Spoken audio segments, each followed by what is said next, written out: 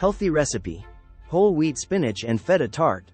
Preheat the oven to 180 degrees Celsius, 350 degrees Fahrenheit. Lightly grease a tart pan.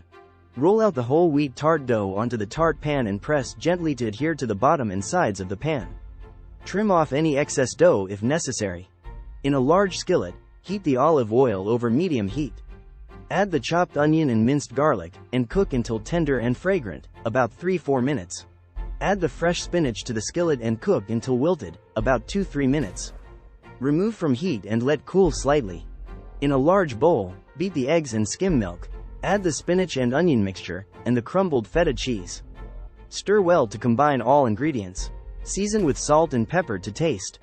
Pour the spinach and feta mixture into the whole wheat tart crust. Bake the tart in the preheated oven for 25-30 minutes, or until the crust is golden brown and the filling is set. Remove the tart from the oven and let it cool slightly before serving. Garnish with fresh chopped parsley if desired. For more healthy recipes, follow us.